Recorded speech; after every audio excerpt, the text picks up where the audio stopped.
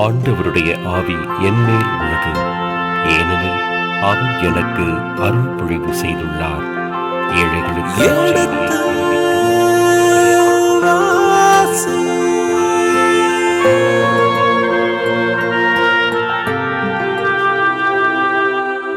எடுத்து வாசி.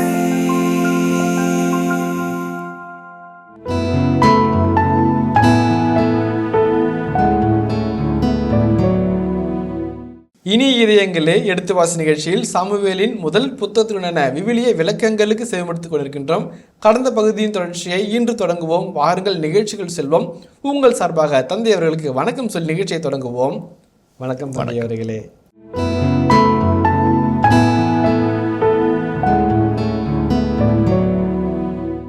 அந்த ருவாஹ் அதனாய் சவுளை விட்டு நீங்க ஆண்டவர் அனுப்பிய தீய ஆவி. ருவாஹ் அதனாய் இருக்க வேண்டிய இடத்தில் எப்படி தீய ஆவி வரும் என்ற ஒரு கேள்வி யதார்த்தமாக யார் வேண்டுமானாலும் கேட்கலாம். அதற்கான ஒரு சிறு விளக்கமாக இந்த பகுதியை சொல்கிறேன். ஆண்டவர் அனுப்பிய தீய ஆவி, ஆண்டவர் அனுப்பிய தீய ஆவி, இந்த வார்த்தையை சரியாக நாம் புரிந்து கொள்ள வேண்டும். தீய என்பதற்கு எவரே சொல்லை பயன்படுத்துவது ரா என்பதா, மோசமான, இழிவான, தாழ்வுக்குரிய அல்லது வருத்தத்துக்குரிய, துன்புறுத்தக்கூடிய என்றெல்லாம் பல்வேறு விதமான மொழிபெயர்ப்புகளை முன்வைக்கிறார்கள். வருத்தத்துக்குரிய, தாழ்வுக்குரிய, சிறிய, கொடிய என்றெல்லாம் மொழிபெயர்ப்பு செய்யும்போது இந்த இடத்தில் ஏதோ ஒரு ஆண்டவரின் வல்லமையான சக்தி எதிர்வினையாக அவர்கள் திணிக்கப்பட்டது, அவரை அடக்கி ஆண்டது, அவரை அலைகளுக்கு உள்ளாக்கியது, மன உளைச்சலை உள்ளாக்கியது என்று நாம் பொருள் கொள்ளக்கூடாது. மாறாக ஆண்டவரின் தீர்ப்பு அவர்கள் செயல்பட்டது என்று சொல்லலாம். ஆண்டுடைய தீர்ப்பு நம்மை அச்சுறுத்தும் தீர்ப்பாக, நம்மை உள்மன காயங்களுக்குள்ளாகவும் உள்மன உளைச்சலுக்குள்ளாகவும் உள்ளாக்கி நம்முடைய மன நிம்மதியை கெடுத்து நம்முடைய இயல்பு நிலையை பாதிக்க வைத்து நம்மை பரிதவிக்க விடலாம் இல்லைங்களா? அப்படிப்பட்ட ஒரு மாரல் பனிஷ்மெண்ட்டாக இறைவனின் தீர்ப்பு எழுதப்பட்டவனுடைய நிலை எப்படியாக இருக்கிறது என்பதை தான் அந்த காலத்தில் விளக்கி சொல்லும்போது ஆண்டவர் அனுப்பிய தீய ஆவி என்றெல்லாம் மொழிபெயர்த்திருக்கிறார் என்று ஒரு விவிலிய விளக்கமுடையாளர் சொல்லுகிறார். 1 சாமுவேல் 16:13 ஆண்டவரின் ஆவி நிறைவாக தாவீது மேல் இருந்தது என்று சொல்லுகிற இணைச்சட்ட வரலாற்று நூலாசிரியர் அதற்கு முரணாக சவுளை விட்டு ஆண்டவரின் ஆவி நீங்கிற்று என்று எதிரும் புதிருமாக இரு இறைமனிதரை வைக்கிறார்.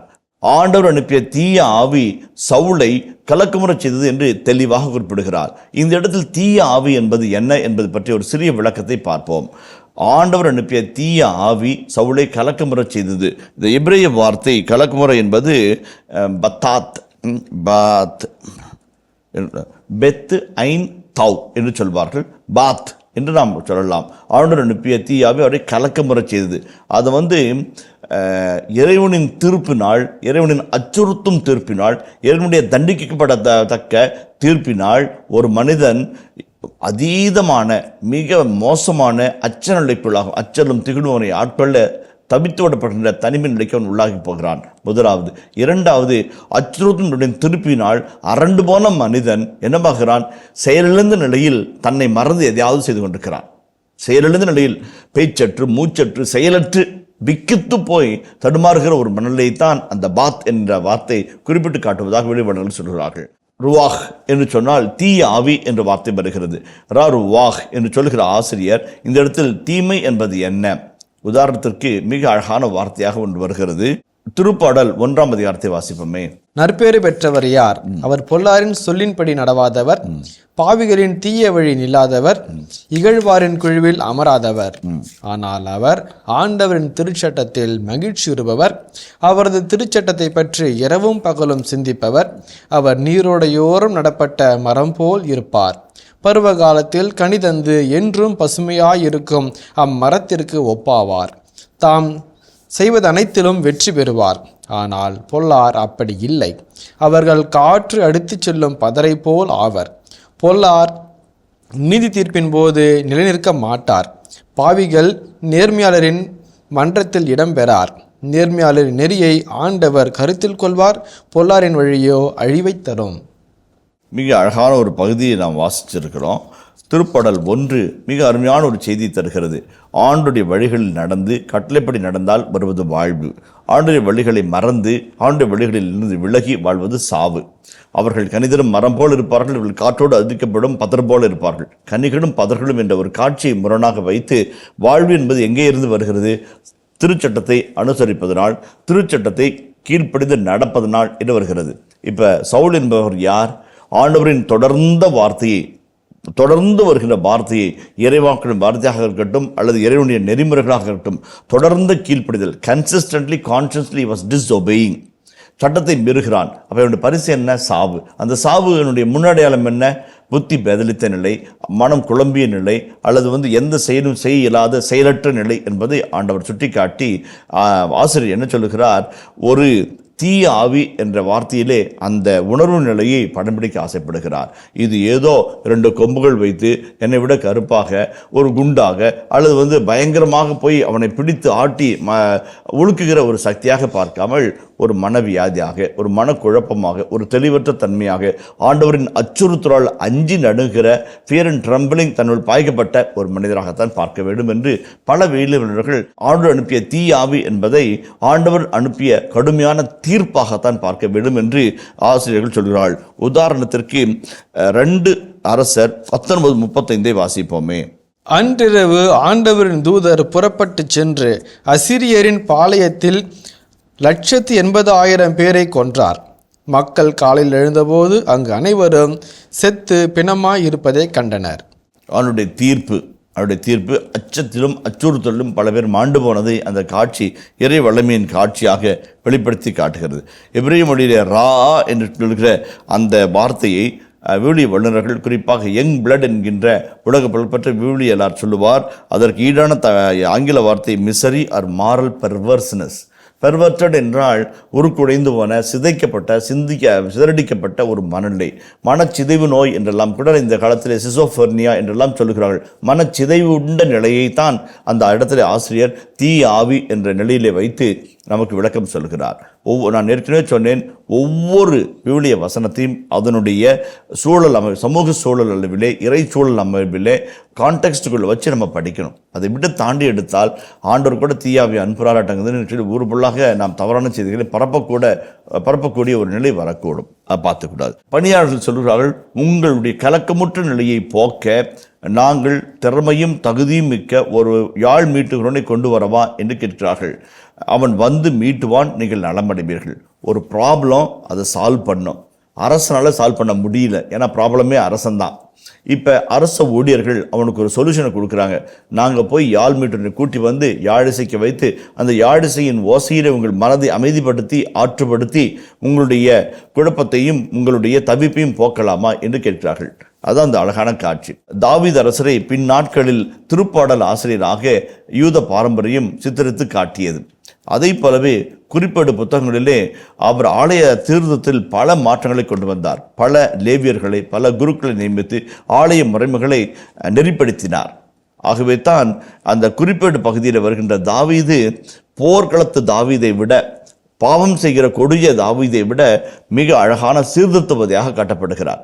ஏன்? அவர் அந்த சமயத்தில் நாடு சீர்திருத்தப்பட்டது, எருசலேம் மீண்டும் கட்டப்பட்டது, பள்ளிமுறைகள் நெறிமுறைகள் வலியுறுத்தப்பட்டன. அதற்கான ஒரு சான்று புத்தகமாக தாவீதினுடைய வரலாறு அந்த மக்களுக்கு அமைந்தது என்பதையும் நாம் மனதில் கொள்ள வேண்டும். அந்த வகையில் ஆண்டவர் அனுப்பிய தீய ஆவி என்கிற அந்த வார்த்தையை சரியாக நாம் புரிந்து கொள்ள அழைக்கப்படுகிறோம். அதை தொடர்ந்து போகும்போது யாழ் மீட்டுவதில் வல்லவன் என்கின்ற ஒரு வார்த்தையை தாவீது பெறுகிறார். அப்போ சிவந்த மேனியும் ஒளிரும் கண்களும் பார்ப்பதற்கு அழகாம் தோற்றமுள்ள ஒரு சிறுவன் என்று அழைக்கப்பட்ட இந்த தாவீது பல்வேறு திறமைகளின் சங்கமமாக இருக்கிறார். பிற்பகுதியில் ஒரு வசனம் வாசிங்க. என்ன வசனம் வாசிங்க? அவன் போர் பயிற்சி மிக்கவன், பாடல் குழுவில் தலைவன், யாழ் மீட்டுவதில் வல்லவன், இப்படி பல திறமைகளை அந்த இடத்திலே தாவீதை பற்றி சுட்டி காட்டுகிறார். அப்புறம் புரிஞ்சுக்கிறோம், அவன் பொடியனாக இருந்தாலும் பொருத்தமானவனாக இருக்கிறான். எப்படி பொருத்தமானவனாக இருக்கிறான்? அவனுக்குள்ளாக இருக்கிற திறமைகளை அவனை வளர்த்து கொண்டவனாக இருக்கிறான். சொழல் வள்ளன், சோர்வினன், அஞ்சான், அவனை இகழ்வெல்லல் யாருக்கும் அரிதி என்றார் வள்ளுவர். என்ன சொல்லுவாங்க? சொல்லும் சொல்லிலே திண்மையும் வன்மையும் அதை சொல்லும் விதமும் இருக்கின்ற ஒரு மனிதன். இரண்டாவது சோர்விலன், அன்டயரிங்லி ஒர்க்கிங். தொடர்ந்த உழைப்பு, கடின உழைப்பில் நம்பிக்கை வைத்து உழைப்பை மட்டுமே மூலதனமாக வைத்து முன்னேறி போகின்ற ஒரு மனநிலை. அஞ்சான், யாருக்கும் பயப்படக்கூடாது. தாவீதில் அந்த 3 குணமே இருக்குது. சொழல் வள்ளன், சோர்விலன், அஞ்சான். சவுல்கிட்ட போய் ஒரு சவால் விடுவான் பாருங்க, அந்த சவுல் அலண்டு போயிடுவா. அப்படி அலண்டு போயிறார். என்று சொல்லி தன் மகுடத்தை கழட்டி அவரிடம் கொடுப்பார், தன்னுடைய மேலாடை கொடுப்பார், தன்னுடைய போர்க்கருவிகளை கொடுத்து நீ போட்டுக்க போய் வென்றுவா என்று சொல்வார்.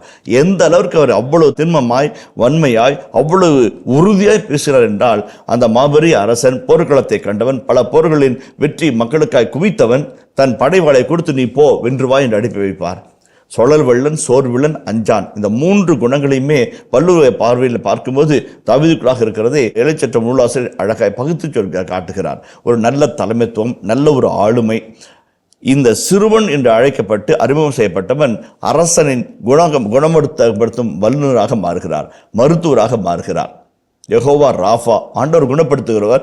அந்த குணப்படுத்தும் ஆண்டவர் அவனோடு இருப்பதனால் அரசனின் மனநோய்க்கும் மனச்சிதைவுக்கும் மருந்தாக இவன் எழுப்பும் யாழிசை இருக்கும் என்று அழகாய் சொல்லப்படுகிறது. அதில் பாருங்க, இன்னொரு அடுத்த 17ஆம் வசனத்தை வாசங்களே. எனவே சவுல் தம் பணியாளரிடம், யாழ் மீட்டுவதில் வல்லவன் ஒருவனை கண்டுபிடித்து என்னிடம் அழைத்து வாருங்கள் என்றார். 18 பணியாளர்களில் ஒருவன், இதோ பெத்லகேமை சார்ந்த ஈசாயின் மகனை பார்த்தேன், அவன் யாழ் மீட்டுவதில் வல்லவன், வீரமுள்ளவன், போர்த்திறன் பெற்றவன், பேச்சுத்திறன் உடையவன், அழகானவன், மேலும் ஆண்டவர் அவனோடு இருக்கிறார் என்றார். அப்படி டன்னு அந்த திறமையின் சுரங்கத்தை அப்படி வெட்டி வெட்டி காமிக்கிறாங்க. அல்லல்ல தோண்டாத அமுதமாக அவனுடைய வாழ்க்கை அமைகிறது. எப்படி வருகிறது வசனத்தை பாருங்க. எருசலேமில் ஒரு ஈசாயின் மகன் ஒருவனை பார்த்தேன், அவன் என்று சொல்லிவிட்டு எத்தனை அவனுடைய திறமைகளை குறிப்பிட்டு காட்டுகிறார். அவன் யாழ் மீட்டுவதில் வல்லவன், சாஃப்டா, ஜென்டிலா, அழகா, ஒரு நயத்தோட, ஒரு கவித்துவத்தோட, ஒரு இசையினுடைய மென்மையை உணர்ந்தவனாக, மிருதுவான மனம் கொண்டவனாக யாழ் இசைப்பதையும் அந்த இசையினால் குணத்தையே வரக்கூடிய ஒரு வல்லவனாக இருக்கிறான். சும்மா உபகுத்தவில்லை, அவன் ஹீஸ் த ஒன் என்று. அடுத்தது வீரமுள்ளவன், courage. The first quality of a prophetic nature, first quality of a leader is courage. பயப்படக்கூடாது. யோசுவா 1ஆம் அதிகாரம் 9ஆம் வசனத்திலே யோசுவா நினைக்கிறார், ஆண்டவருடைய அடியாராகிய மோசே வல்லமை வாய்ந்தவர், இறைவன் முன்பாக நெருப்பு பிளம்புகளின் மத்தியிலே 10 கட்டளை பெற்றவர், இறைவனை முகமுகமாய் சந்தித்தவர், செங்கடலை ஓங்கி அடித்து 2ஆக கிழித்தவர், வானத்திலிருந்து மன்னாவை பொடிய செய்தவர், பாறையை அடித்து தண்ணீரை புறப்பட செய்தவர், இரவிலே நெருப்பு தூணாகவும் பகலிலே மேகத்தூணாகவும் இருக்கும்படி இறைவனிடம் வேண்டிக் கொண்டவர், தன் மக்களை ஆண்டு அழிக்க புறப்பட்ட போது கரவிரித்து ஜெபித்து மக்களை காத்தவர். அப்பா, இவ்வளோ திறமை கொண்ட ஒரு மனுஷனுடைய இடத்துல நாம் வந்து நிற்கிறோம், முடியுமா, நம்மளால் ஆகுமா என்ற ஒரு மன எண்ணத்தில், மன ஓட்டத்தில் யோசுவா நிற்கிறார். யோசுவா 1:9 ஆண்டவர் சொல்கிற முதல் வாக்குறுதி எதுங்களா? அஞ்சாதே, வீறுகொள், திடம்கொள், கவலைப்படாது. 4 கட்டளைகளை சொல்வார். ரொம்ப அழகானது இது. ரொம்ப ஒரு தலைமைத்துவத்துக்கு என்ன தேவைன்றது ஆண்டவருடைய ஃபர்ஸ்ட் எடுத்துன்னு ஒரு ஏரோ மார்க் அடிக்கிறார். கரெக்டாக மையப்பகுதியில் போய் அடிக்குது. இவனுடைய மிகப்பெரிய பலவீனம் என்ன? நம்மளால் முடியுமா என்கிற ஒரு அச்சம். முடிஞ்சாலும் முடியும், முடியாட்டினாலும் போகக்கூடும் என்கின்ற ஒரு கலக்கம். அஞ்சாதே, வீறுகொள், திடம்கொள், கவலைப்படாதே.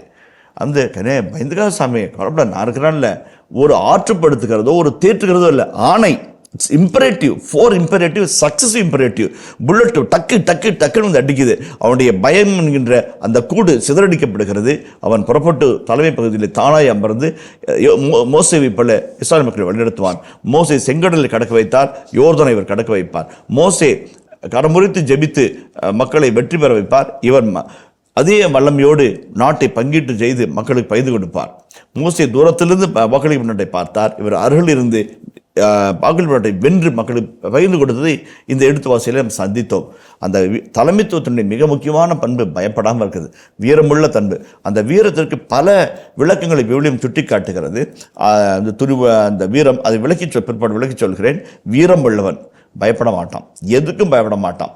அவனுடைய வீரத்தை பற்றி 17ஆம் அதிகாரத்தில் அங்குலமாக ஆசிரியர் வனப்புடனும் வியப்புடனும் விளக்குவதை நாம் பிற்பாடு பார்க்க இருக்கிறோம். வீரம் உள்ளவன், அது அந்த அந்த ஒவ்வொரு வார்த்தைக்கும் ஒவ்வொரு அதிகாரத்தை அங்கே ஆசிரியர் வந்து பிற்பகுதியில் ஒதுக்குவார். அவன் வந்து யாழ் மீட்டுவதில் வல்லவன், வீரம் உள்ளவன், போர்த்திறன் பெற்றவன். ஒத்த கல்லில் தட்டி தூக்குறார் கோலியாத்தை. அப்படின்னா எவ்வளோ வல்லமாக இருக்கணும் அவனுக்கு இல்லை. அடுத்தபடியாக பேச்சுத்திறன் உடையவன், அழகாக பேசுவார், நயமாக பேசுவார். ஆடுறமாட்டை ஆடி கறக்கிறது, பாடுறமாட்டை பாடி கறக்கிறது. அதனுடைய பேச்சுத்திறன் மிக்கவன். சுழல் வெள்ளன், சோர்வில்லன், அஞ்சான். அடுத்த அவன் அழகானவன். அபிகாயில்னு ஒரு பொண்ணு, மிகாயில்னு ஒரு பொண்ணு, இன்னொரு மனைவி. அவர் முதிர்ந்த வயதில் ஒரு இளம் பெண்ணை திருமணம் செய்துள்ள ஒரு அழகும் மடப்பும் மிகுந்த ஆன்மை மிகுந்த வீரன். அதன் பகுதி சொல்கிறாங்க. மேலும் இதெல்லாம் சொல்லிட்டு ஃபிசிக்கல், சைக்காலஜிக்கல், சோஷியல் மூணையும் அடுக்கிட்டு அப்படி ஒரு சீலிங் போடுறாரு. ஒரு அந்த பேட்டரி செல்லை செஞ்சுட்டு அது மேலே ஒரு சீலிங் கவர் போடுவாங்க. அது வந்து கரண்ட் ப்ரூஃபு. அதை செல்லுக்குள்ளே உள்ள வச்சா கூட அந்த மின் கசிவு இருக்காது. அந்த சீலிங் தான் வந்து என்னது, ஆண்டவர் அவனோடு இருக்கிறார். அது சீலிங், எங்கேயும் சிந்தாமல் சிதறாமல் அப்படியே சீல் பண்ணி வைக்கிறது வந்து அந்த ஆண்டவர் அவனோடு இருக்கிறார். நிறைய பிரசன்னம். அதாவது வந்து ஒரு நல்ல அழகான பிளாக் கரண்ட் கேக் வாங்கினோம்னாக்க கீழே வந்து அழகான ஸ்பாஞ்ச் கேக் இருக்கும், அதுக்கு மேலே வந்து ஒரு லைட்டாக க்ரீம் இருக்கும், அதுக்கு மேலே ஒரு ஸ்பாஞ்ச் இருக்கும், அதுக்கு மேலே ஐசிங் இருக்கும், அதுக்கு மேலே வந்து ஒரு கேக்கு பூ அரைஞ்சி ஒரு இனிப்பு இருக்கும். அந்த இதுதான் ஆண்டுடைய வல்லமை. அந்த சின்ன ஒரு ஸ்பாஞ்சுக்கு மேலே ஒரு ஐசிங் பண்ணுறாங்க, அதுதான் கடவுளுடைய வல்லமை. அந்த கேக்கை வனப்பாகவும் உயர்ந்ததாகவும் சிறந்ததாகவும் தகுதி உடையதாகவும் பெரு விருந்துக்குள் பரிமாறக்கூடிய தகுதி தருவது அந்த ஐசிங். அதை தான் வந்து ஆண்டவர் வந்து அவனுடைய கரம் அவனோடு இருந்தது. ரொம்ப அழகாக வந்து அந்த வார்த்தையை ஆசைப்படுகிறார். இன்னொன்று பாருங்களேன், ஆண்டவர் அவனோடு இருக்கிறார். இம்மானுவேல் என்றால் என்ன? கடவுள் நம்மோடு. ஆண்டவர் அவனோடு. இம்மானுவேல், அவனோடு ஆண்டவர், அவனோடு ஆண்டவர், அவனோடு ஆண்டவர். ரொம்ப அழகான வார்த்தை. இந்த இம்மானுவேல் பிரசன்ஸ் தான் வந்து ஒவ்வொரு தலைவனையும் மாபெரும் மனிதராக, இறை மனிதராக மாற்றுகிறது. சாதாரண தண்ணீரை திராட்சசமாய் மாற்றுவது இறைவனுடைய பார்வை. சாமி வந்து எதுவுமே செய்யலைங்க. அந்த துப்புரவு தொட்டியில் வச்சிருந்தது, கால் கழுவ, கை கழுவ, சுத்தம் பண்ண, அழுக்க போக்க வைக்கப்பட்ட துப்புரவு தொட்டிகள் ஆண்டவருமாக வந்தது. இவற்றை வாய் மட்டும் நிரப்புக என்றால் அவர் விளிம்பு வரை நிரப்பினார்கள். எடுத்து முகந்து பந்தியில் பரிமாறுகள் என்று சொன்னார்கள். பந்தி மேற்கொண்டு சொன்னால் நலரசம் இதுவரை வைத்திருந்தீரே. அந்த பிரசனத்திற்குள்ளாக வந்து அவர் பார்வைப்பட்டது, தண்ணீர் ரசமாய் மாறியது. இந்த பார்வை, ஆண்டோடைய பார்வைக்குள்ளாக வந்த தாவீது அவனுடைய அத்தனை திறமைகளுக்கும் ஒரு மெருகே இருக்கிறது. அத்தனை திறமைகளும் ஒரு புதிய வலிமையும் புதிய வனப்பையும் பெற்றுக்கொள்கிறது, புதிய அர்த்தத்தை கண்டுகொள்கிறது. அதுதான் முக்கியம்.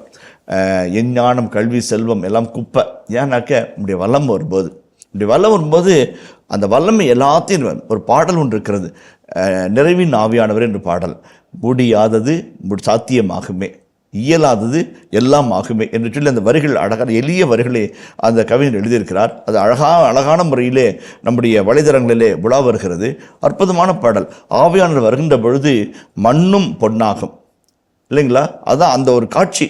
ஆண்டுடைய ஆவியானவர் வரும்போது அவனுடைய அத்தனை திறமைகளும் ஒருமுகப்படுத்தப்பட்டு கூர்த்தீட்டப்பட்டு சீரமைக்கப்பட்டு நேர்பாதைக்கு, நேரிய பாதைக்கு புறப்பட்டு போகிறது. அதுதான் வந்து அந்த போர்வரனுடைய அந்த பணியாளனுடைய வார்த்தைகளில் யார்கிட்ட பேசுகிறாரு? பணியாளனுடைய வார்த்தைகளில் இணைச்சட்ட வரலாற்று நூலாசிரியர் இதாயா தாவீது என்று சொல்லி நமக்கு காத்திருந்த நமக்கு அத்தனை பொக்கிஷங்களை கொட்டி வைக்கிறார். ஒரு பணியாளன் சொல்கிறான், இவனை நம்பலாமா வேணாமான்னு சொல்லி யோசிப்போம். அதை ப்ரூவ் பண்ணுவார். ஒவ்வொரு அதிகாரத்திலும் ப்ரூவ் பண்ணிட்டே வருவார். ஒவ்வொரு உரையாடல் வழியாக, ஒவ்வொரு நிகழ்வு வழியாக, ஒவ்வொரு காட்சி அமைப்புகள் வழியாக இவன் சொன்னது அத்தனையும் உண்மை. ஆமாயா, அவன் அப்பயே சொன்னாயா, ஆமாயா அந்த ஆள் சொன்னாயா என்று நம்மை வியக்க வைக்கிற ஒரு கதாபாத்திரமாக கொஞ்சம் கொஞ்சமாக விளக்கி வைப்பார். மேலும் ஆண்டவர் அவனோடு இருக்கிறார். இம்மானுவேல் பிரசன்னத்தை பற்றி நாம் பேசினோம். அவர் சீலிங் காட் என்று சொன்னோம்.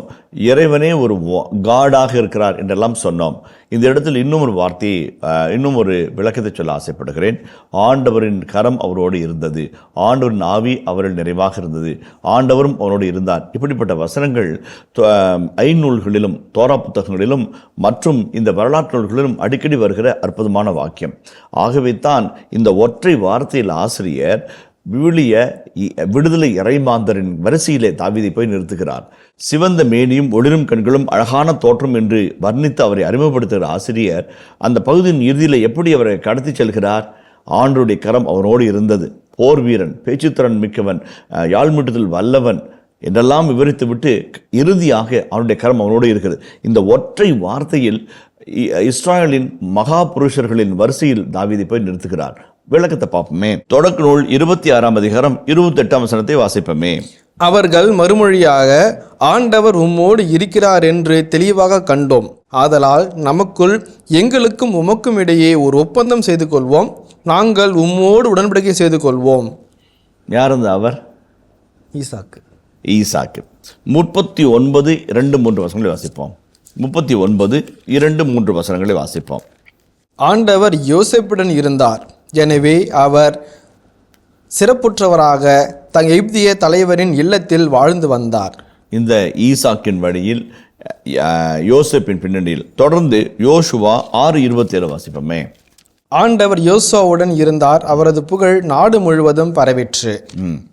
இப்ப வாசிங்க 1 சாமுவேல் 3:19. சாமுவேல் வளர்ந்தான், ஆண்டவர் அவனோடு இருந்தார், சாமுவேலது வார்த்தை எதையும் அவர் தரையில் விழவிடவில்லை. அதே போல்தான் ஈசாக்கோடு இருந்த ஆண்டவர், யோசேப்போடு இருந்த ஆண்டவர், யோசுவாவோடு இருந்த ஆண்டவர், சாமுவேல் என்னும் இறைவாக்கினரும் நீதி தலைவரும் குருவுமாகிய சாமுவேலோடு இருந்த ஆண்டவர் இப்பொழுது தாவீதோடு இருக்கிறார். இந்த ஒற்றை வார்த்தை தான் தாவீதை அந்த ஈசாக்கின் வரிசையில், யோசுவாவின் வரிசையிலே, சாமுவேலின் வரிசையிலே நிறுத்தி வைக்கிறது. அவர்களோடு இருந்த ஆண்டவர் அவர் வெற்றியின் மண்டலாக உயர்த்தினார், இவனோடு இருக்கிறார், இவனை வெற்றியின் மண்டலாக உயர்த்துவார் என்ற ஒரு அழகான ஒரு செய்தியை நமக்குள்ளாக இணைச்சட்ட வரலாற்று நூலாசிரியர் பகிர்ந்து கொடுத்து கடந்து போகிறார். இப்போ இவ்வளோ பெரிய ரெக்கமெண்டேஷன் பணியாளர் செய்கிறான், அவனை தெரிஞ்சவன் புரிஞ்சவன் அவர் அறிஞ்சவன் அரசர் சொல்கிறார், அதை ஏற்று ஆள் அனுப்புகிறார். அப்போ அது ஈசா என்ன செய்கிறார் பாருங்களேன். 19ஆம் வசனத்தை வாசிப்போம். அதை கேட்ட சவுல் ஈசாயிடம் தம் தூதர்களை அனுப்பி, ஆட்டு மந்தையை மேய்க்கும் உன் மகன் தாவீதை என்னிடம் அனுப்பும் என்று தெரிவித்தார். அதை கேட்ட ஈசாயி கொஞ்சம் அப்பத்தையும் ஒரு தோற்பை நிறைய திராட்சை ரசத்தையும் ஒரு வெள்ளாட்டு குட்டியையும் கழுதை ஒன்றின் மேல் ஏற்றி தம் மகன் தாவீது மூலம் சவுலுக்கு அனுப்பினார். இந்த 20ஆம் வசனத்தில் உன் மகனை அனுப்பி வீங்குறாரு. இவர் திராட்சை ரசம் அல்லது வெள்ளாட்டு குட்டி மற்றும் அப்பத்தையும் கொடுத்து அனுப்புகிறார். இது இரு வகையான செய்திகளை நமக்கு பகிர்ந்து கொடுக்கிறது. அக்காலத்தில் அரசனுக்கான படைகள் இருந்தாலும் அந்த படையை நிர்வகிக்க மக்கள் தான் பணமாக கொடுத்தார்கள். இங்கிருந்து போகிற அப்பமும் ரொட்டியும் வார்கோதுமையும் அல்லது ரசமும் அல்லது எண்ணெயும் அந்த படைகளுக்கு பயன்படுத்தப்படும். ஒருவேளை இன்னொரு ஆசிரியர் சொல்லுகிறார், இவைகள் எல்லாம் அரண்மனையில் பணிபுரிய போகிற தன் மகனுக்கான செலவினத்தினுடைய வெளிப்பாடு. அவங்க தங்கக்குள்ளே செலவாகும், அது அரசன் கொடுக்கக்கூடாது, கொடுக்குறாரோ இல்லையோ, கொடுத்தா எச்சம், கொடுக்கலான்னு நாம் தான் பார்த்துக்கணும் என்று தாய் வீட்டு சீதனம் போல அங்கே போகிறது. தோற்பை நிறைய ரசம், ஒரு வெள்ளாட்டு குட்டி மற்றும் அப்பங்களோடு அவன் புறப்பட்டு போகிறான். ஒரு நாடோடியாக, ஒரு யாழ் மீட்டும் ஒரு கலைஞனாக, ஒரு எளிவனாக அரண்மனைக்குள்ளாக அவன் போகிறான். அவன் பிறந்த வீட்டிலிருந்து புகுந்து வீடு போகும்போது ஆண்டவனுக்கு பரிசை அனுபவிக்கிறார். அவனே ஒரு பரிசா இஸ்ரவேலுக்கு மாறுவான் என்பது அந்நாட்களில் அவனுக்கு தெரியாமல் இருந்தது தான் அழகான ஒரு செய்தி. அடுத்து வருவோம். தாவீது சவுலிடம் வந்தவுடன் அரசவை பணியில் சேர்த்து விட்டார். சவுல் அவர் அரசவை பணியில் சேர்த்து விட்டார் என்பதற்கு பாருங்களேன். தாவீது சவுலிடம் வந்தபோது அரசவை பணியில் சேர்ந்து விட்டார். அது he came into his presence. அவர் உள்ள வராரு, அவருடைய பார்வையில் படும்படியாக ஆண்டவர் வைத்திருக்கிறார். ரொம்ப அழகான ஒரு காட்சி. பணியில் சேர்ந்து விட்டார் என்பது என்னன்னாக்க, அவருடைய கண் பார்வைகளை போறாரு வராரு, துடிதுடிப்பாக இருக்கிறாரு, பரபரப்பாக இருக்கிறாரு, நிறைய பணிகளை செய்கிறார். அதாவது அடுத்த வசனத்தை வாசிங்களேன். சவுல் அவர் மீது மிகவும் அன்பு கொண்டு அவரை தம் படைக்கலன் தாங்குவோனாக நியமித்தார். தாவீது சவுலிடம் வந்தபோது அவரை அரசவை பணியில் சேர்த்து விட்டார். ஏன்னா ரெக்கமெண்டேஷன், பணியாளர் அவனுடைய திறமைகளை சொல்கிறான். சோஷியலாக, ரிலிஜியஸாக, பொலிட்டிக்கலாக, ஃபிசிக்கலாக செம்ம டேலண்டட் பையன் ஒருத்தன் இருக்கிறான், அவனை வர சொல்லுங்கன்றார். அப்பாட்ட கேட்டார், அப்பாவும் போயிட்டு அனுப்பிட்டு, அரசன் தானே கேட்குறாரு, அரசவையில் தானே பண்ணி போப்பா அப்படின்ட்டார். ஆடு மேய்க்கிறது அரசவைக்குள்ளாக வந்து விட்டான். அரச கட்டில் மட்டும்தான் காத்திருக்கிறது அவனுக்கு. இப்போ அந்த இடத்துல ஒரு அழகான காட்சி. இப்போ உங்கள் மீது நான் எப்போ அன்பு கூறுவேன்? when I know you. to know is to love, இல்லைங்களா? to know is to love. அப்போ to love is to know, இரண்டுமே ஈக்குவலான வார்த்தைகள். அறிதல் அன்பு செய்வதற்கு ஆரம்பம், அன்பு செய்தல் அறிந்ததன் அடையாளம். இதான் ஒரு சாதாரண இயல்பு மனோவியல் தத்துவம். இந்த தாவீது ஒரு யாழ் இசைப்பவனாக வருகிறான். யாழ் இசைப்பவன் நின்று விடாமல் எப்பொழுதெல்லாம் அரசன் துன்புறுகிறானோ அப்பப்பொழுதெல்லாம் பக்கத்திலே இருந்து பார்த்து கொள்வான். அப்பப்பொழுதெல்லாம் அவனுக்கு அக்கறையோடு பணிவிடை செய்வான். அவன் மீது அன்பு கூறுகிறான். இனிய இதயங்களே, எடுத்து வாசி நிகழ்ச்சியில் சாமுவேலின் முதல் புத்தகத்துடனான விவிலிய இறை வசனங்களுக்கு செவிமடுத்துக் கொண்டிருக்கின்றோம். இதன் தொடர்ச்சியை மீண்டும் அடுத்த பகுதியில் பார்ப்போம். அதுவரை இணைந்திருங்கள். இயேசுவுக்கே புகழ், இயேசுவுக்கே நன்றி, மரியே வாழ்க. நீ என்பாக விலையேறப்பட்டவன், மதிப்பு மிக்கவன், அவன் மீது அன்பு கூறுகிறேன் என்பார் கடவுள். அந்த வார்த்தை ரொம்ப அழகான வார்த்தை.